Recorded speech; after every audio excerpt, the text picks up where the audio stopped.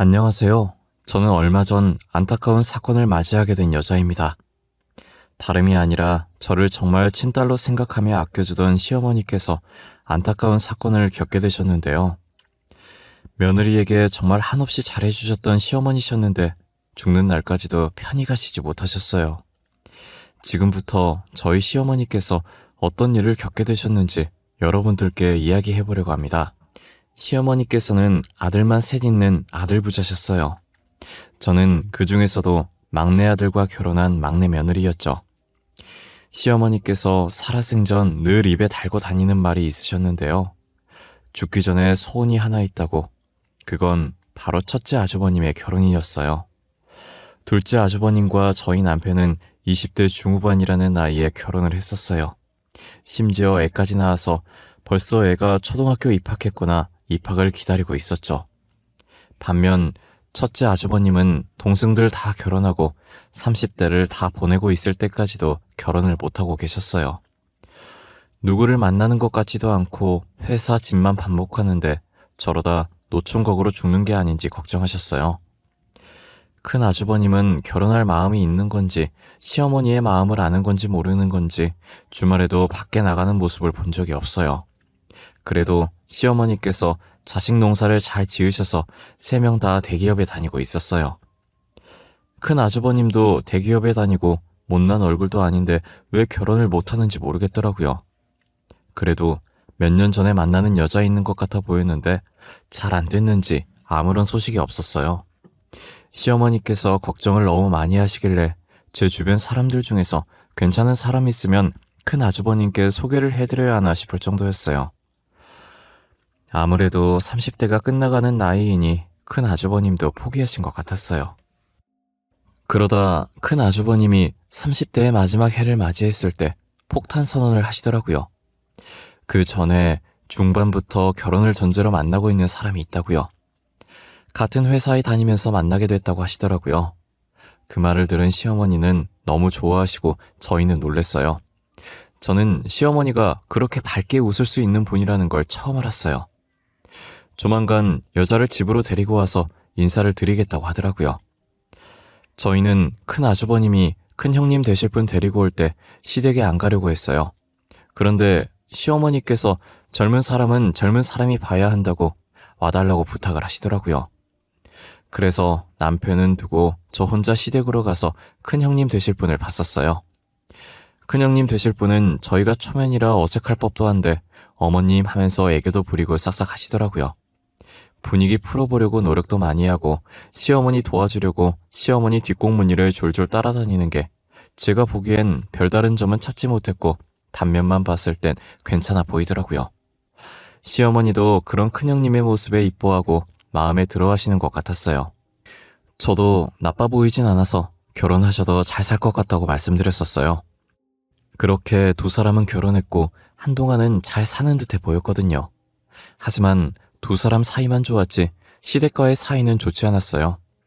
결혼 후 큰형님의 성격이 점점 변해가고 있다는 것이 느껴졌거든요. 시간이 지날수록 결혼 전 인사드리러 왔을 때 싹싹했던 큰형님의 모습은 찾아볼 수가 없었죠. 큰형님은 저희 시어머니를 늘상 무시하고 면박을 주기 시작했어요. 시어머니께서는 어딜 가도 무시당할 분이 절대 아니시거든요. 젊었을 시절 교사가 직업이었을 만큼 공부도 잘하셨고 항상 며느리들을 친딸처럼 잘 챙겨주시거든요. 큰형님은 며느리 중에 자신만 대기업에 다닌다는 그 이유 하나만으로 대기업 다니는 며느리한테 잘 하라는 듯 콧대를 세우고 있는 것 같았어요. 둘째 형님은 전업주부시고 저는 중소기업에 다니고 있었거든요. 큰형님은 시어머니가 무슨 말을 하든 틀렸다면서 자신이 가르치려고 들었어요. 사소한 것 하나까지도 틀렸다고 달려들기 바빴어요.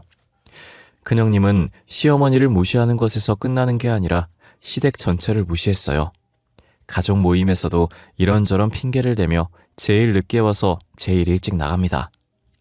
모든 준비는 저와 작은 형님이 했고 큰형님은 늦게 와서 준비도 안 하고 일찍 가서 설거지도 안 해요. 큰형님이 와서 하는 거라곤 남이 차려준 밥 먹기, 식구들 무시하기 뿐이었죠. 동서들, 음식 맛이 왜 이렇게 형편이 없어? 식구들 먹는 음식에 이렇게 장난을 쳐도 되는 거야? 형님은 항상 바쁘다는 핑계로 늦게 와서 하신 것도 없으시면서 매번 이렇게 음식 핀잔이나 주고 계시네요. 그럴 거면 그냥 차라리 오지 마세요. 어머, 막내 동생 말하는 것 좀 봐. 어디서 막내가 싸가지 없이 큰형님 말하는데 토를 달아? 아, 못 배워서 그런가? 못 배운 티 좀 내지 마. 진짜 쪽팔려. 형님은 다른 교육은 많이 배우신 것 같은데 예절 교육은 안 배우셨나 봐요. 청학동 예절 교육 신청해드릴까요? 형님한테 꼭 필요하신 것 같은데. 순하디 순한 시댁 식구들 중에 큰형님께 유일하게 이빠른 소리하는 건 저뿐이었어요. 괜히 큰형님한테 말 걸었다간 나이 더 많은 아주버님이나 작은 형님이 좋은 소리 못 들을 거라는 걸 알기 때문에 일부러 말을 잘 걸지 않아요. 솔직히 어린 사람한테 훈계질 당하면 얼마나 기분이 나쁘겠어요. 하지만 저는 어차피 나이도 어리고 서열도 낮으니 막말해도 그러려니 하거든요. 오히려 제 이빠른 소리로 화가 나는 건 큰형님이시죠. 그래서 저는 큰형님이 시비 거시면 똑같이 하고 싶은 말 다 하고 살았어요. 제가 큰형님 말에 맞받아치면 듣고 있던 시어머니와 둘째 아주버님 내외는 푹 하면서 웃어요. 보통 어린애한테 당하면 자존심 상해서 시비 안 걸 텐데 큰형님은 더 달려들더라고요. 또 제 성격이 누군가 저를 밟으면 밟은 대로 가만히 밟히고 있는 성격이 아니거든요. 그런 제 성격을 큰형님께서 제대로 건드는 사건이 있었어요. 어머님이 욕실 청소를 하시다가 미끄러지는 바람에 꼬리뼈를 살짝 다쳐서 병원에 입원한 적이 있었어요. 작은 아주버님은 중요한 미팅 때문에 늦게 오셨고 저희 남편은 지방 출장 가서 당일에 병원에 못 왔어요. 작은 형님은 주부라 소식 듣자마자 병원에 가 계셨고 저는 일 마치는 대로 바로 갔었어요. 큰형님과 큰아주버님은 뭐가 그리 바쁜지 병원비랍시고 꼴랑 20만 원 보내고 안 왔더라고요. 제가 또 한 소리 하려는데 시어머니께서는 괜찮다고 차라리 얼굴 안 보는 게 더 낫다고 말리시는 거예요. 다행히 그 다음 날이 주말이라서 저랑 작은 형님이 번갈아 가면서 시어머니 병간호를 했어요. 그런데 웬일로 일요일 저녁에 큰형님이 친히 병원까지 행차를 하셨더라고요. 그러더니 누워있는 시어머니께 대뜸 한다는 말이 어처구니가 없었어요. 어머님, 그렇게 굳이 뭐하러 화장실 청소하겠다고 설쳐요, 설치길. 나이를 그 정도로 드셨으면 가만히 있는 게 상책이에요, 어머님. 하나 때문에 가족들 다 하고 이게 뭐예요? 야, 말이면 단 줄 알아? 아픈 사람 앞에서 뭐? 설쳐? 얘 진짜 정신이 제대로 나갔네? 당장 어머님한테 사과 안 해? 너 평소에 무식하다는 말을 입에 달고 다니는데 진짜 무식한 건 너야. 너 방금 뭐라 그랬어? 야? 너? 정신은 네가 나간 거 아니니? 어디 하늘 같은 형님한테 고작 막내 나부랑이가 야, 너 거리고 있어. 형님? 형님 같아야 나도 형님 대접을 해주지. 그따위로 행동하면서 형님 대접은 받고 싶니? 넌 양심도 없어? 대접받고 싶으면 대접받을 만한 행동을 해. 하여튼 요즘 애들은 싸가지들이 없어. 시어머니는 본인 분수도 모르고 설치고 막내라는 애는 이렇게 대바라졌어야 원. 저는 큰형님이라는 작자의 머리털을 다 뽑아주고 싶은 심정이었으나 작은 형님이 제 앞을 막아섰어요. 큰형님은 말리는 작은 형님과 발악하는 저를 팔짱 낀 자세로 쳐다보더니 그러고 있는 꼴이 한심하고 우스워 보인다며 비웃는 거예요. 그러더니 시어머니께 돈 보낸 거 확인했냐고 큰아주버님이 하도 보고 오라고 해서 억지로 온 거라면서 괜찮아 보이는 것 같으니 가보겠다면서 끝까지 염장을 지르더라고요. 불러 세워서 한 소리 더 하려다가 작은 형님이 제게 눈짓하고 고개를 좌우로 흔드시길래 참았어요. 큰형님이 가고 시어머니께서도 큰형님이 더 있어봤자 스트레스만 받고 도움 안 된다고 그냥 가서 이 자리에 없는 편이 마음 편하다고 하더라고요. 그 뒤로는 큰형님도 큰아주버님도 시어머니의 병실에 머리카락 하늘 보이지 않으셨어요. 시어머니께서는 나이가 있으신지라 꼬리뼈 아무는 시간이 오래 걸려 꽤 긴 병실 생활을 한 후 퇴원하고 다시 예전처럼 평범한 일상으로 돌아갈 수 있었어요. 저는 이대로 시어머니께서 건강하게 오래오래 사셨으면 좋겠다고 생각했어요. 하지만 제 바람과 다르게 시어머니는 하루하루 빠르게 늙어가기 시작하셨고 없던 건망증도 생기더니 무언가를 잊는 게 일상이 되어버렸어요. 작은 형님과 저는 그런 시어머니의 모습을 보면서 단순 노화가 아니면 어쩌지 하는 생각에 병원에 안 가려는 시어머니를 억지로 모시고 검사를 받았어요. 제발 치매만 아니길 바라며 검사 결과를 기다리는데 검사 결과는 암담하게도 치매였어요. 시어머니는 자신이 치매라는 소리를 듣고 충격을 받으셨는지 실어증까지 걸리신 거예요. 아무것도 말하고 싶지 않아 하셨고 급기야 밥도 드시지 않으려고 하셨어요. 아직 치매 증상이 심한 정도가 아니라서 괜히 시댁 식구들이 걱정할 것 같아 시어머니의 치매 소식을 알리지 않았어요. 작은 형님이 계속 시댁에 가서 시어머니를 살피셨고 저도 퇴근 후 작은 형님과 시어머니를 살폈어요. 그러다 시어머니의 증세가 점점 심해지고 더 이상 가족에게 숨기기가 힘들어지더라고요. 이러다가 무슨 일이 생길 것만 같아서 요양원이라도 모시고 보살피는 게 나을 것 같은 거예요. 그래서 작은 형님과 저는 가족들에게 시어머니의 치매 소식을 알리기로 했어요. 여보, 작은 아주버님, 놀라지 말고 들어주세요. 지금 어머님 상태가 좋지 않아요. 요즘 들어 깜빡하는 증세가 심해지는 것 같아서 검사를 받았더니 치매라고 하시더라고요. 뭐? 치매라고? 우리 어머니가 치매에 걸렸다는 말이야? 그럼 우리 못 알아보는 거야? 상태가 얼마나 안 좋은 건데 우리한테 자세히 좀 말해봐봐. 아직은 우리를 알아보시긴 하시는데 저번에 물 올려놓고 깜빡하고 장 보러 가셔서 시댁 홀라당 태워먹을 뻔했어. 게다가 어머님이 집 비밀번호 생각 안 나셔서 집 앞에서 울고 계셨고. 어머님 언제부터 그랬어? 당신 요즘 계속 어머니 집 가더니 그 이유 때문이었던 거야? 그럼 꽤 오래됐단 말인데 왜 우리한테 말 안 했어? 우리한테 말했어야지.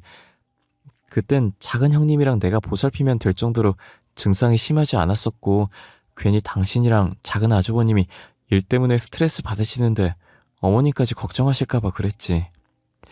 남편은 시어머니께서 치매에 걸렸다는 제 말을 듣고 흥분을 해서 눈을 크게 뜨더니 왜 어머니 일을 자식인 본인에게 말하지 않았냐며 제게 마구 쏟아내기 시작하더라고요. 작은 아주버님은 남편 뒤에서 불만 가득한 표정으로 저와 남편을 보고 계시는 거예요. 저는 작은 아주버님께서도 아들이시니 남편처럼 저희가 말하지 않은 게 화나서 그런 표정으로 저를 바라보고 계신 줄 알았어요. 남편의 말을 끝나자마자 작은 아주버님께서 입을 떼시는데 남편한테 의외의 말을 하시더라고요. 막내야, 그만해. 재수 씨도 그동안 어머니 모신다고 얼마나 힘들었겠냐. 시어머니 모시는 게 여간 힘든 일이 아닌데 고생했다고 해도 모자랄 판에 화를 내서 되겠니? 여보, 미안해. 형 말처럼 그동안 우리 어머니 모신다고 힘들었을 텐데 어머니 아프시다고 하니까 나도 모르게 흥분해서 형수님께도 감사하고 죄송합니다. 아니에요. 막내나 저나 며느리로서 당연히 할 일 한 것뿐인데요. 그나저나 어머님 상태가 점점 안 좋아지셔서 큰일이에요. 어떡하면 좋죠? 제가 재수 씨 이야기할 때 잠시 생각을 해봤는데 어머니를 요양원에 모시는 게 어떨까 싶어요. 재수 씨도 일하고 저희 집사람은 주부긴 하지만 저희 아이들을 보살펴야 해서 하루 종일 어머니 댁에 가 있을 수가 없어요. 사실 저희도 요양원 생각했었거든요. 하지만 저희가 먼저 이야기를 꺼내는 건 친정엄마 아니라서 요양원에 모시려고 한다고 생각하실까봐 차마 얘기를 못 꺼냈어요. 아무래도 며느리가 먼저 이런 얘기 꺼내기엔 조심스럽긴 하죠. 그래서 제가 먼저 말씀드리는 거예요. 솔직히 요즘 현대인들이 얼마나 바빠요. 일하랴 육아하랴 요양원도 잘 되어 있으니 괜찮을 겁니다. 그건 형 말이 맞아. 요즘 요양원 되게 잘 되어 있더라. 그래도 불안하다 싶으면 우리가 퇴근하고 어머니 찾아가서 조금이라도 말벗 대어드리면 괜찮지 않을까? 저는 작은 아주버님께서 먼저 시어머니를 요양원에 모시자는 얘기를 하실지 몰랐어요. 아무래도 며느리가 먼저 시어머니를 요양원에 보내는 게 어떻겠냐고 시댁 식구들에게 얘기를 하면 역시 친딸이 아니라서 시어머니 요양원에 보내려고 한다고 생각할 것 같아서 선뜻 말하지 못했거든요. 작은 아주버님은 저희가 그런 사람이 아니라는 것을 충분히 잘 아시고 그동안 저희에게 수고했다며 그 정도면 충분하다고 시어머니를 요양원에 모시자고 하시더라고요. 작은 형님과 저는 시어머니께서 편하게 지낼 수 있는 요양원을 열심히 알아봤어요. 아무래도 친어머니 같은 분이시라 최대한 친절하신 분들이 계신 요양원에 모시고 싶었거든요. 그렇게 2주 정도 요양원을 알아본 후 저희가 심사숙고해 선택한 요양원에 시어머니를 모셨어요. 병실에 누워있는 시어머니를 보는데 작은 형님과 저는 괜히 죄송해서 눈물이 나려고 하는 거예요. 저희가 죄송한 표정으로 서 있자 시어머니는 남의 집 자식들인 며느리를 힘들게 할까봐 걱정이었는데 요양원에 와서 다행이라고 이제 편하게 지낼 수 있겠다고 말씀하시더라고요. 자신은 진짜 마음 편하니까 미안해 하지 말라고 앞으로 안 올 거 아니지 않냐면서 웃는 모습이 보기 좋으니 웃으라고 하시는 거예요. 그 말에 형님도 저도 시어머니께 자주 오겠다고 웃어 보였어요. 작은 형님네라 저희 부부는 이 소식을 큰형님네에 알려야 하나 말아야 하나 엄청 고민을 했어요. 어차피 알려도 시어머니 보러 오지 않을 것 같았고 보러 온다고 해도 사람 속만 뒤집어 놓을 것 같았어요. 하지만 작은 아주머님께서 그래도 제일 맞은데 그러는 거 아니라면서 자신이 연락해놓겠다고 하더라고요. 저희는 솔직히 큰형님네가 시어머니를 보러 올 거라는 기대도 하지 않았어요. 하지만 저희 예상과 다르게 개과천선을 하신 건지 큰형님과 큰아주버님이 요양원으로 찾아온 거예요. 제가 퇴근하고 시어머니 병실에 도착한 지 5분 정도 지나고 큰형님네가 울상으로 들어오더라고요. 또 어떤 말로 사람 속을 뒤집으려고 왔나 싶어서 팔짱 끼고 그들을 쳐다봤는데 그들은 울 듯 말 듯한 표정으로 시어머니에게 다가가 시어머니의 두 손을 꼭 잡았어요. 갑작스러운 일에 시어머니께서는 놀란 눈으로 저와 작은 형님을 번갈아 쳐다보셨고 저와 작은 형님도 적잖이 놀라서 멍한 표정으로 서로를 쳐다봤어요. 큰형님은 시어머니의 두 손을 잡자마자 눈물을 터뜨리더라고요. 그동안 못되게 죄송했다고 다시는 안 그럴 테니 아프지 말라고 하시면서요. 큰아주버님도 그간 찾아오지도 않고 무심해서 죄송하다고 앞으로 자주 찾아뵙겠다고 못난 아들 용서하시라면서 큰형님 뒤에서 눈물을 훔치시더라고요. 뒤늦게 퇴근하고 온 남편과 작은 아주버님도 병실 문을 열자마자 자신들 눈앞에 펼쳐진 광경에 말을 잇지 못하고 슬금슬금 저희 옆에 와서 무슨 일인지 사태 파악을 하기 시작했어요. 어머님, 앞으로 제가 자주 올게요. 매일매일 찾아올게요. 그동안 못되게 굴어서 정말 죄송했어요. 다시는 안 그럴 테니까 아프지 마세요. 네? 엄마, 나도 미안했어. 그러니까 아프지 마. 나 엄마 없으면 못 살아. 그간 바쁘다는 핑계로 무심했던 거 정말 미안해. 앞으로 자주 올 테니까 못난 아들 용서해줘. 그래. 알겠어. 다 큰 애들이 왜 이렇게 울고 그래? 누가 볼까봐 겁난다. 알겠으니까 누가 보기 전에 빨리 눈물 닦아.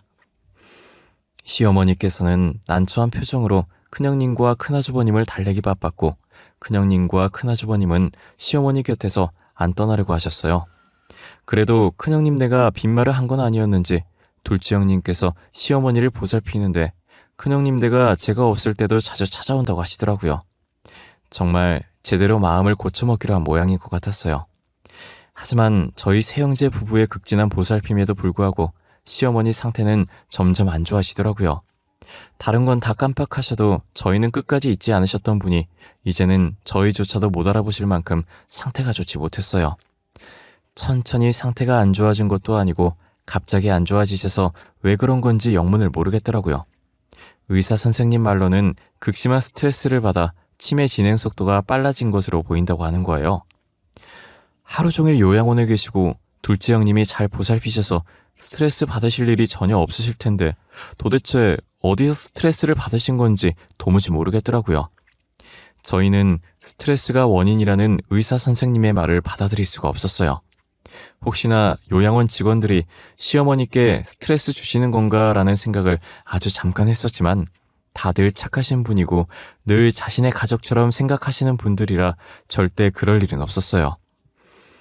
날이 갈수록 치매 증세는 심해지시고 스트레스의 원인은 알 수가 없으니 답답하더라고요. 스트레스 원인이라도 알면 그걸 해결하고 조금이나마 시어머니를 편하게 해드리고 싶은데 말이에요. 원인이 뭔지 모르니 일단 저희는 시어머니를 이전보다 더 극진히 보살피자는 생각을 했어요.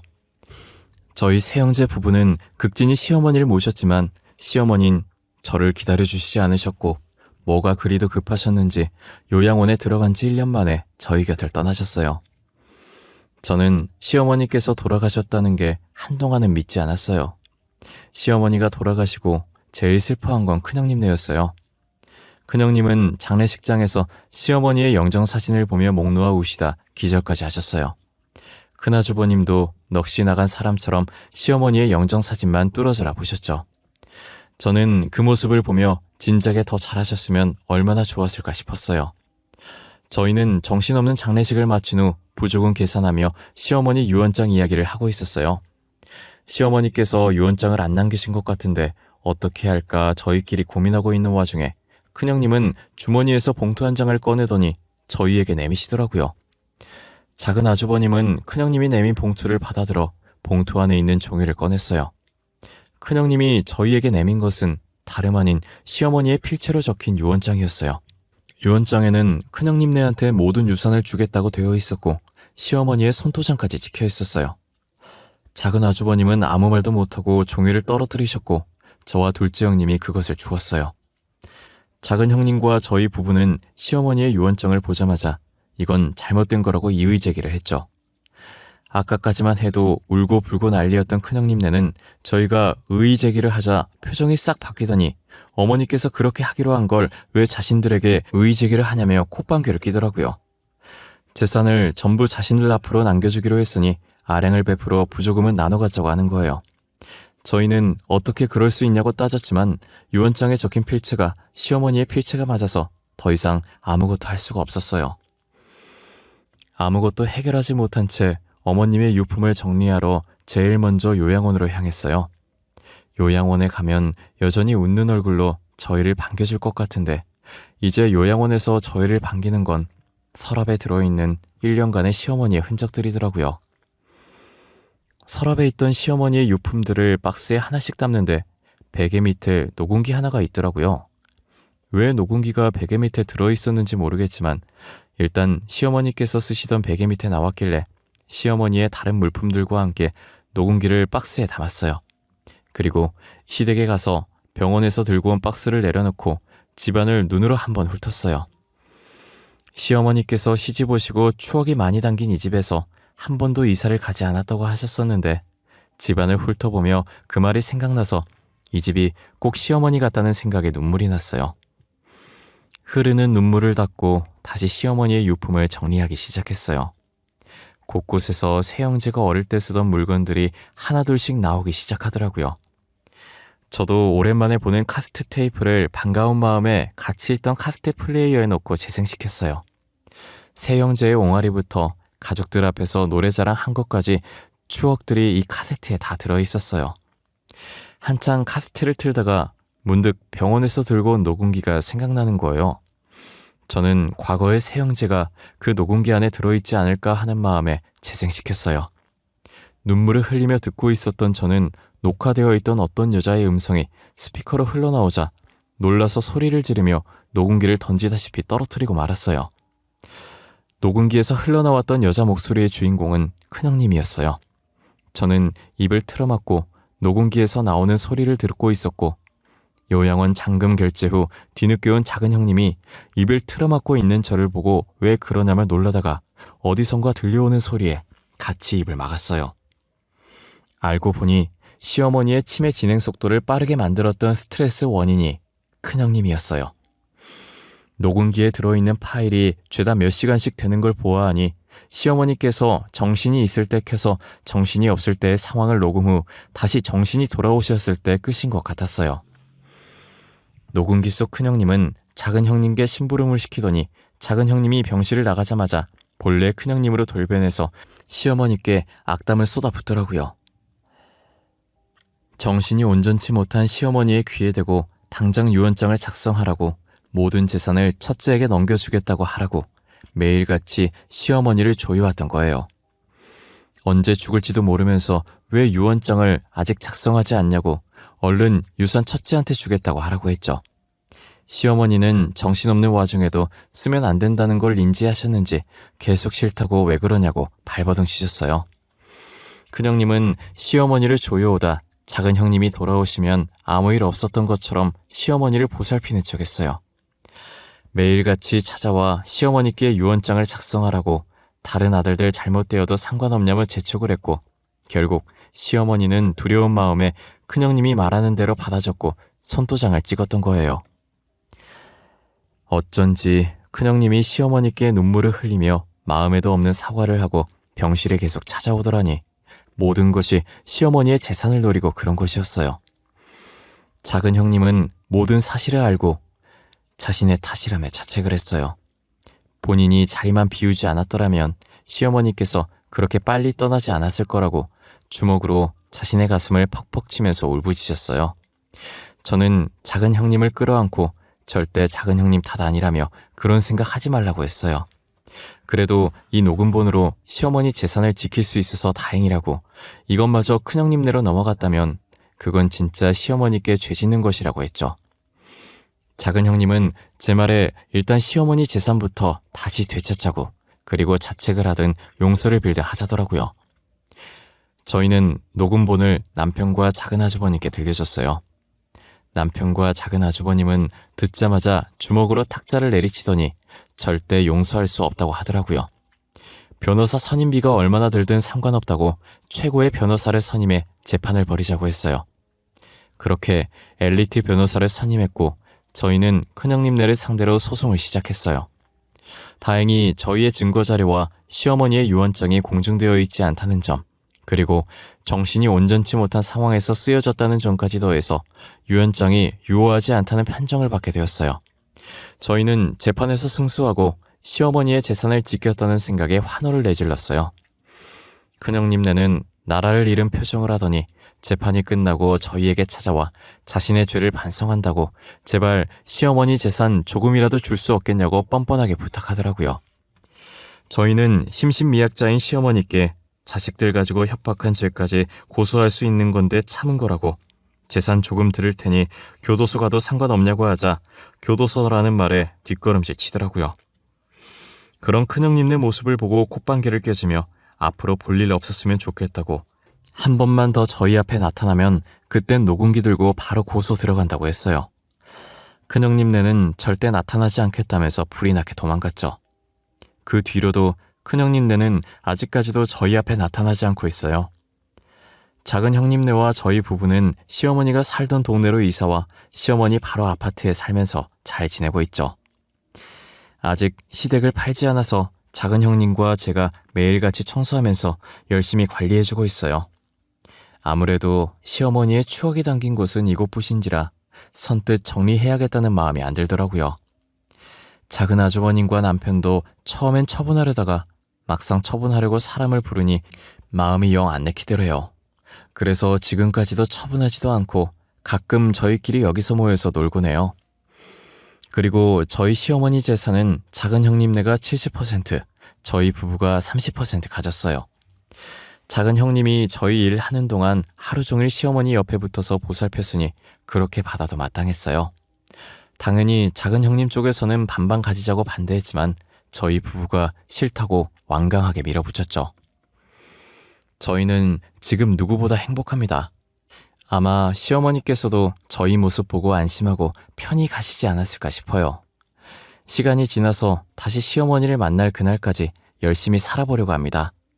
그럼 지금까지 저의 긴 사연을 같이 들어주셔서 감사합니다.